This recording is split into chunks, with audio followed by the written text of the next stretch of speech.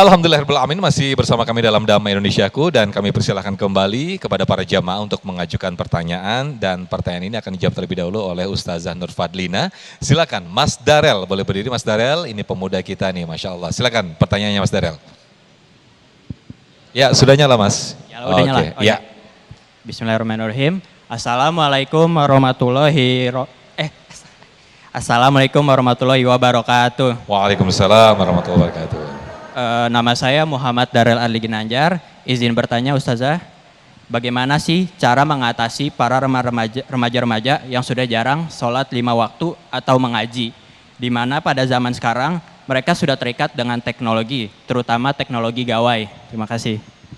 Baik, akhirnya dengan teknologi gawai terlena tuh ya sholat 5 waktunya ya, Masya Allah. Silakan, terima kasih Mas Darel, boleh duduk kembali. Ustazah Lina, silakan. Bismillahirrahmanirrahim. Kemajuan teknologi, kemajuan digitalisasi memang hal yang nggak bisa kita tolak lagi ya untuk saat ini. Bapak, Ibu, udah nggak bisa nih kita anti-anti sama handphone gitu kan, anti-anti sama kemajuan teknologi lainnya, apalagi generasi-generasi sekarang pasti sangat menikmati dengan kemajuan teknologi yang ada, pasti sangat senang dengan handphonenya masing-masing. Nah maka kemajuan teknologi yang ada itu dimanfaatkan dalam hal-hal yang baik, dimanfaatkan untuk hal-hal kebaikan. Apa nggak boleh main game? Apa nggak boleh main medsos? Boleh. Tapi seimbangkan juga dengan hal-hal kebaikan.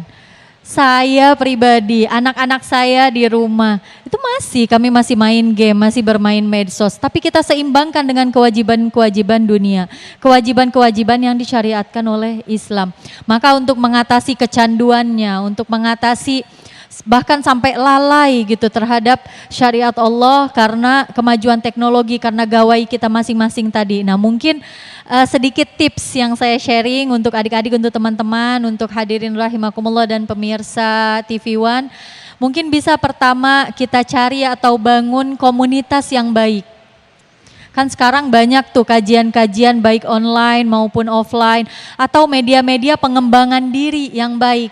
Supaya kita nggak fokusnya sama gadget kita aja, fokus sama komunitas-komunitas yang baik.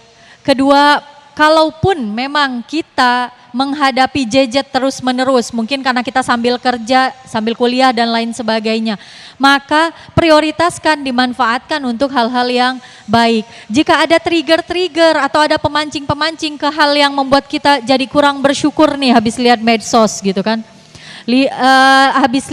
Habis mantau medsos, habis lihat-lihat di Facebook, di WhatsApp, di Instagram, di TikTok, kemudian membuat kita jadi semakin lalai, maka itu ada fitur filter, ada fitur block.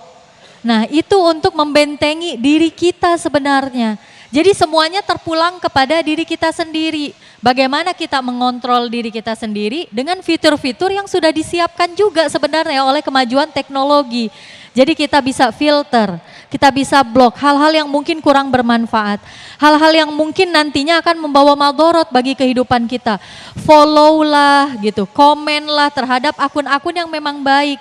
Ikuti akun-akun yang memang bermanfaat bagi kehidupan kita. Kalau kita anggapnya akun-akun tersebut akhirnya membuat kita mudah menyerah, membuat kita kufur nikmat Allah, membuat kita lupa untuk bersyukur, apalagi lupa untuk menjalankan syariat-syariat Allah, maka tinggalkan.